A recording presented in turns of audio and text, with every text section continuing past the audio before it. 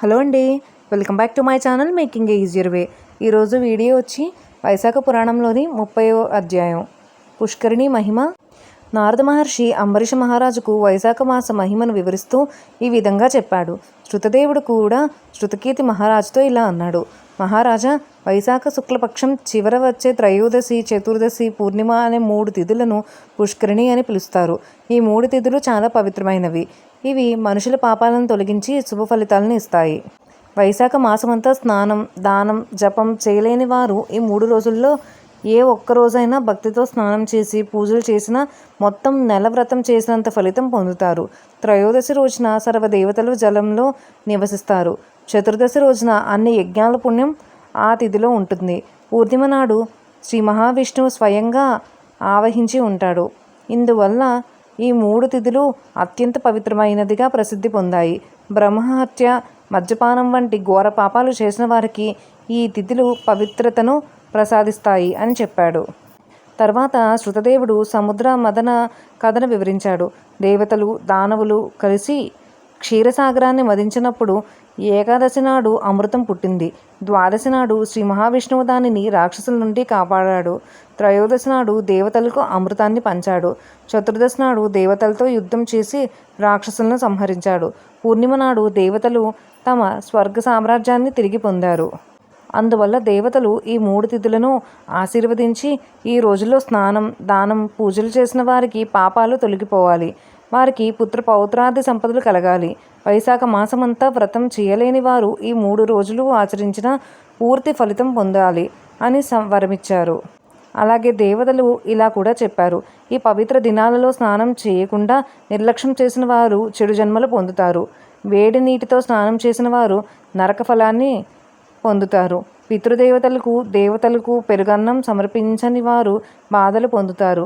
కానీ నియమనిష్టలతో వైశాఖ వ్రతం చేసిన వారు కోరిన కోరికలను మాత్రమే కాదు, చివరకు శ్రీహరి సాయుధ్యాన్ని కూడా పొందుతారు అని అన్నారు. ఈ 3 రోజుల్లో గీత పారాయణం చేసిన వారికి ప్రతిరోజు అశ్వమేధ యాగం చేసినంత పుణ్యం లభిస్తుంది. విష్ణు సహస్రనామం చదివితే అపారమైన పుణ్యం కలుగుతుంది.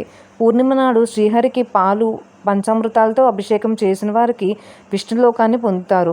భక్తితో శ్రీహరిని పూజించిన వారు ఎన్నో కల్పాలు విష్ణులోకంలో ఆనందంగా ఉంటారు.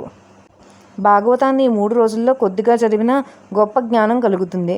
కొందరు ఈ పవిత్ర ఫలంతో దేవతలుగా, సిద్ధులుగా, బ్రహ్మజ్ఞానులుగా మారారు. ప్రయాగంలో మరణించిన వారికి కలిగే పుణ్యం కూడా వైశాఖ స్నానం చేసిన వారికి లభిస్తుంది. పేద బ్రాహ్మణుడికి గోదానం చేసిన వారికి అపమృత్యువు ఉండదు. ఒకసారి అన్ని తీర్థాలు కలిసి శ్రీహరి ప్రార్థించాయి. మానవులు మా నీటిలో స్నానం చేసి తమ పాపాలన్నీ మాలో విడిచిపెడుతున్నారు. అందువల్ల మేము కల్మషంతో నిండిపోతున్నాము. మా పాపభారం తొలగే మార్గం చెప్పండి అని వేడుకున్నారు. అప్పుడు శ్రీహరి ఇలా అన్నారు. వైశాఖ శుక్లపక్షం చివరి వచ్చే ఈ పుష్కరిణి రోజుల్లో సూర్యోదయానికి ముందే స్నానం చేసిన వారికి మీ కల్మషం అంటదు. వారి పాపాలు పోతాయి. మీరు పవిత్రులవుతారు అని చెప్పారు. అప్పటి నుండి అన్ని తీర్థాలు ఆ రోజుల్లో పవిత్రతను పొందాయి. అందుకే ఆ 3 తిథులు అత్యంత పవిత్రమైనవిగా ప్రసిద్ధి చెందాయి. తర్వాత శృతదేవుడు శృతకీర్తితో ఇలా అన్నాడు. నేను తెలిసినంత వరకు వైశాఖ మహిమను నీకు వివరించాను. దీని సంపూర్ణ మహిమను చెప్పటం శివుడికైనా కష్టం. ఒకసారి పార్వతీదేవి అడగగా శివుడు 100 ఏండ్లు వైశాఖ మాస మహిమను చెప్పి కూడా పూర్తిగా వివరించలేక ఆపేశాడు. అందుకే మునులు తమకు తెలిసినంత మాత్రాన్న ప్రపంచానికి చెప్పారు. నీవు భక్తితో వైశాఖ వ్రతం ఆచరించి శుభ ఫలాలను పొందుతూ అని ఉపదేశించారు. శృతకీర్తి ఎంతో ఆనందపడి మహావైభవంగా వైశాఖ వ్రతం ఆచరించాడు. శ్రీహరిని ఊరేగింపుగా తీసుకువెళ్ళి తాను పాదయాత్రగా వెంబడించాడు. అనేక దానాలు చేసి ధన్యుడయ్యాడు. నారద మహర్షి కూడా అంబరీష మహారాజుతో ఈ వైశాఖ మాస మహిమ భుక్తి, ముక్తి, జ్ఞానం, మోక్షాన్ని ప్రసాదిస్తుంది. భక్తితో దీనిని ఆచరించుము అని చెప్పాడు. అంబరీషుడు భక్తి శ్రద్ధలతో నారద మహర్షికి నమస్కరించి ఆయన చెప్పిన ధర్మాలను ఆచరించి చివరికి శ్రీహరి సాయుధ్యాన్ని పొందారు.